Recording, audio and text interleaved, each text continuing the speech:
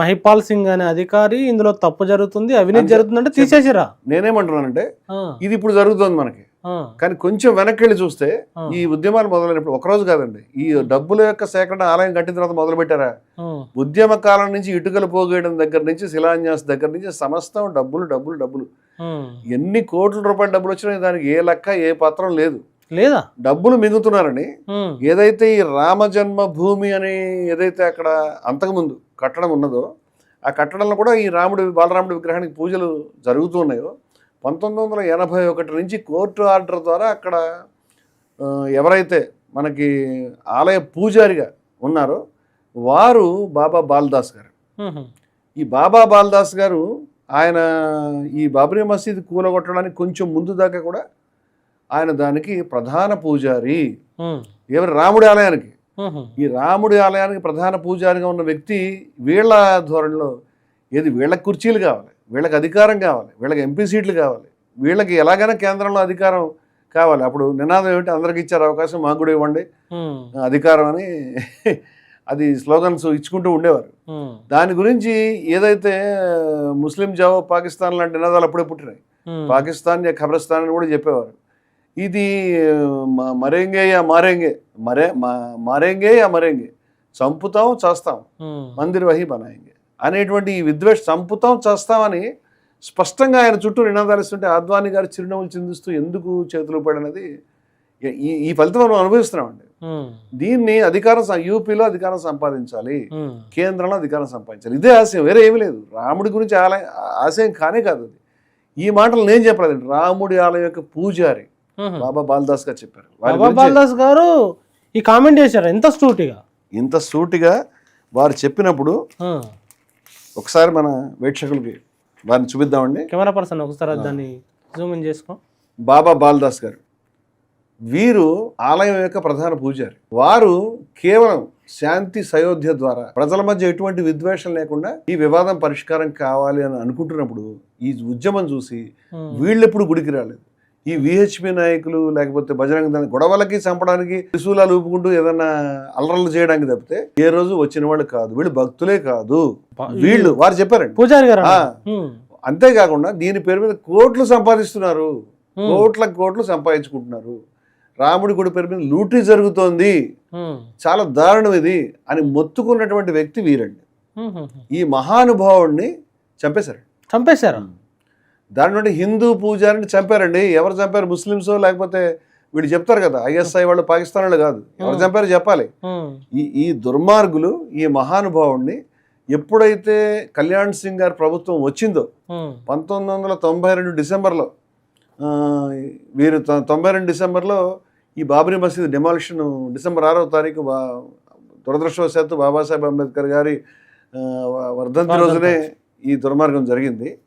అయితే డిసెంబర్ కంటే ముందు అదే సంవత్సరం మార్చిలోనే ఇప్పుడు వీరిని కళ్యాణ్ సింగ్ అధికారంలోకి రాగానే మొట్టమొదట వీరిని పదవి నుంచి తొలగించారు. నెంబర్ 1 పూజారి.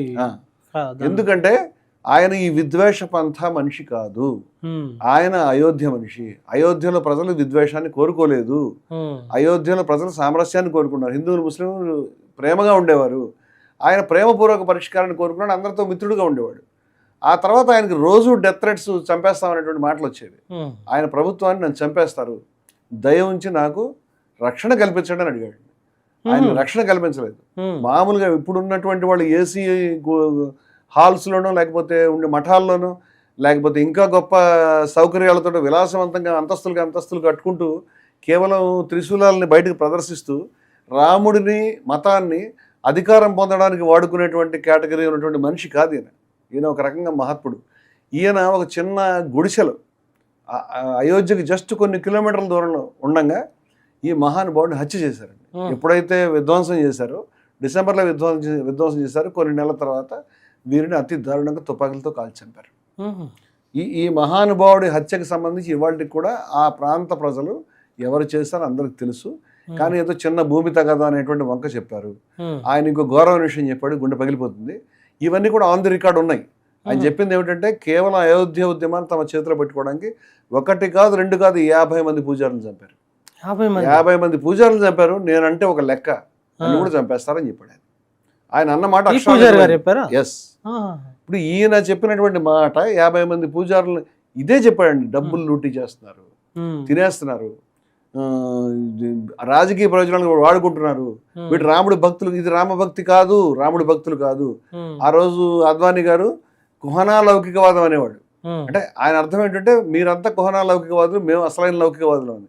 ఇవాళ బీజేపీ వాళ్ళు ఎవరైనా సెక్యులరిజం అనే మాట తిట్టుకుని వాడుతున్నారు. మీరు చూస్తే కనుక యూట్యూబర్లంతా కూడా మీరు సెక్యులర్లు, మీరు హిందువులు కాదు అంటుంటారు. సెక్యులర్లు అంటారు. ఇప్పుడు సెక్యులర్ అనే మాట ఇప్పుడు తిట్టు అయిందండి. దీని మధ్యలో ఒక దశ ఉంది. కుహనా లౌకికవాదం, సూడో సెక్యులరిజం అప్పుడు వాడారు. అంటే మేము సెక్యులరిస్టులు, మీరు కాదు అని చెప్పడానికి. అది కొంతకాలం వాడతారు. వీళ్ళు గంటకి రంగులు మార్చే రకాలు వీళ్ళంతా. ఇవాళ వీళ్ళు ఈ మహానుభావుని చంపేశారు. ఈయన చెప్పిన వెర్షన్ ప్రకారం 50 మంది పూజారులను చంపారు. దీని తాలూకు రికార్డు మనకు తెలియదు. ఈ మహానుభావుడి యొక్క రికార్డు మనకు చాలా చోట్ల వీడియోలో కనిపిస్తుంది. ఆనంద్ పట్వర్ధన్ గారిది రామ్కే నామ్ అని అద్భుతమైనటువంటి డాక్యుమెంటరీ ఉంటుంది. ఆ డాక్యుమెంటరీలో ఈయన యొక్క సజీవంగా ఎవరి డాక్యుమెంటరీ అండి అది? ఆనంద్ పట్వర్ధన్ గారి రామ్కే నామ్ అనేటువంటి డాక్యుమెంటరీ. ఈ డాక్యుమెంటరీలో ఈయన చనిపోకముందు ఈ మహానుభావుడు వివరంగా ఈ దుర్మార్గులు ఎలాగ డబ్బులు దొబ్బేస్తున్నారు, ఏ విధంగా రాజకీయాలు పట్టుకుంటారు, చాలా స్పష్టంగా ఈయన చెప్పాడండి. అంతేకాకుండా ఇవాళ మనం ఇందాక కమల్ నయన్ దాస్ గారు అనేటువంటిది ఇవాళ రామజన్మభూమి ట్రస్ట్కి మహంతుడు నృత్యగోపాల్ దాస్ గారి యొక్క అధికార ప్రతినిధిగా భవిష్యత్తులో ఈ ట్రస్ట్కి నాయకత్వం వహించబోయే పెద్ద మనిషి. ఆయన కూడా చాలా స్పష్టంగా ఈ విషయాన్ని ప్రకటించి చెప్తున్నాడు. ఏంటంటే ఒకప్పుడు ఇక్కడ సైకిళ్ళ మీద తిరిగే వాళ్ళు బైకుల మీదకి, కార్ల మీదకి మారారు. ఒకప్పుడు చిన్న చిన్న ఇళ్ళు ఉండే పెద్ద పెద్ద అంతస్తులు ఇళ్లు కట్టుకున్నారు, డబ్బులు వాడుకున్నారు. ఆ ప్రాంత ప్రజలందరూ చెప్పుకునే విషయాలు శిలాన్యాసకు వచ్చినటువంటి ఇటకలతోటే ఇక్కడ ఇళ్లు తయారైనాయి. శిలాన్యాసకు వచ్చినటువంటి డబ్బులతోటే ఇక్కడ వీళ్ళంతా కూడా కోట్ల రూపాయలు పోగేసుకున్నారు అని చెప్తూ ఉన్నారు. ఇవన్నీ ఇవాళ విషయాలు కాదు, ఎప్పుడు విషయాలు చెప్తున్నాను నేను. నాట్ నౌ, ఎప్పటి నుంచో ఈ రకమైనటువంటి మాటలు. మీరు ఎంత తిన్నారు, దీనికి లెక్కలు ఉన్నాయంటే ఎవరు అడుగుతారు? ఆయన కమల్ నయన్ దాస్ గారి మాటల్లోనే చెప్పారంటే ఎవరిని అడగగలుగుతారు, ఎవరిని విచారణ చేయగలుగుతారు? విచారణ చేసేవాళ్లే దొంగలు. వారు చెప్పిన మాటలు. కమల్ నయన్ దాస్ గారు విచారణ చేసేవాళ్లే దొంగలు, విచారణ చేసేవాళ్లే తిన్నారు. దొంగ చేతికి తాళం వేస్తే నిజం ఎలా వస్తుంది? అంచేత వీళ్ళు చేస్తున్నది ఇది అని చెప్తున్నాడు ఆయన ఉత్తరాధికారి కాబోతున్నాడు దానికి. అలాగే జ్ఞాన్ దాస్ గారిని మరొక మహానుభావుడు ఉండేవాడు. అంటే డబ్బుల లెక్కలు చెప్తున్నాడు ఇవన్నీ కూడా. వారు హనుమాన్ గఢి యొక్క మహంత్ వారు. ఆ మహానుభావుడు జ్ఞాన్ దాస్ గారు, ఆయన కూడా ప్రజల మధ్య అసలు అక్కడ ఉన్న మహంతులందరూ అదే కోరుకున్నారండి. చాలా మందిరాలని ఈ మందిరం కట్టే సమయంలో నిర్మూలించారన్న విషయం చాలా మందికి తెలియదు. వాటిని అన్నింటి తీసేశారు. అసలు అంతకుముందు 92కు ముందు అక్కడ ఉన్న ప్రతి ఆలయం కూడా ఇదే జన్మస్థానం. రాముడు ఎక్కడ పుట్టాడు ఎవరికి తెలియదండి. రాముడు అయోధ్యలో పుట్టాడని తెలుసు. అక్కడ ఉన్న ప్రతి ఆలయం ఇక్కడే పుట్టాడు, ఇదే మా జన్మస్థానం. రాముడు కూడా చాలా ఉన్నాయి అక్కడ, మేమే మా జన్మస్థానం బోర్డులు ఉండేవి అక్కడ. ఇప్పుడు అలా కాదుగా, మన రాముడు ఎప్పుడు మసీదు ఉన్న చోటే పుడతాడు కాబట్టి బాబ్రీ మసీద్ డెమాలిషన్ అనేటువంటిది అని వీళ్ళు రాజకీయ అడ్వాంటేజ్ గురించి పెట్టుకున్నారు. సుప్రీంకోర్టు సైతం దాని కింద ఎగ్జాక్ట్గా ఆ స్ట్రక్చర్ని ఏమన్నా కోలగొట్టరా లేదనేటువంటిది ఏఎస్ఐ రికార్డు లేదు అని స్పష్టంగా జడ్జిమెంట్లో పేర్కొనడం జరిగింది. అంచేత నిజంగా మసీద్ ఎట్లా వచ్చింది, దాని కింద స్ట్రక్చర్ ఉందా, దాన్ని కూల్చారా, ఇవాళ కూడా నిర్ధారణ కాని విషయాన్ని మనం గమనించాలి. ఇవన్నీ కూడా కోర్టు తీర్పుల విషయాలు. సుప్రీంకోర్టు యొక్క తీర్పులో మనకు వచ్చిన విషయాలు ఇవన్నీ. ఇవాళ చూస్తుంటే మేము మందిరం కట్టాం. ఎవరు మేము కట్టాం, మా ప్రభుత్వం, బీజేపీ ప్రభుత్వం, మోదీ గారి హయాంలో మేము రామ మందిరాన్ని కట్టామని చెప్తున్నారు వీళ్ళు.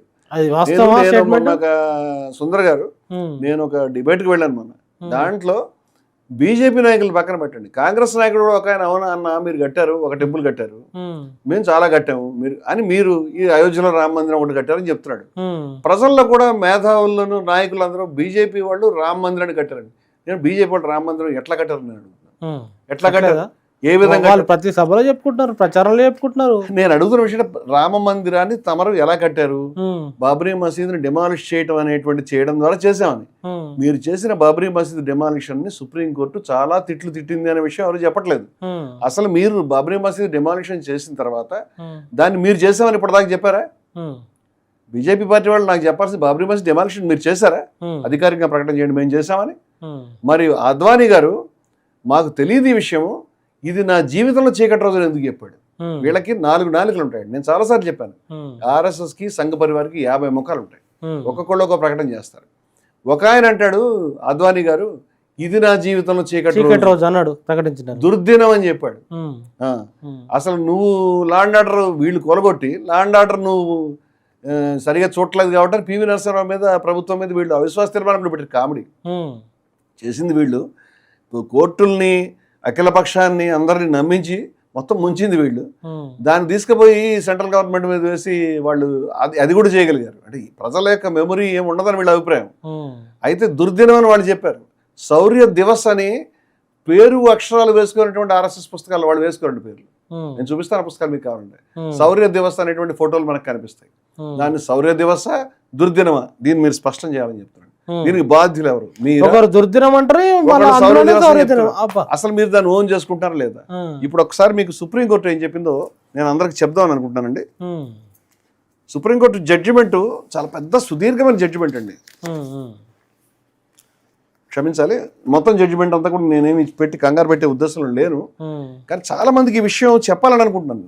ఏ సుప్రీంకోర్టు జడ్జిమెంట్ ద్వారా ఈరోజు రామజన్మభూమి నిర్మాణం సాధ్యమైందో ఆ సుప్రీంకోర్టు తమరి యొక్క చేష్టలకి ఏం చెప్పింది, మీరు చెప్తున్నటువంటి ఈ యొక్క డిమాలిషన్ అనే దాని గురించి ఏం చెప్పింది ప్రజలు తెలుసుకోకపోతే కనుక చరిత్రలో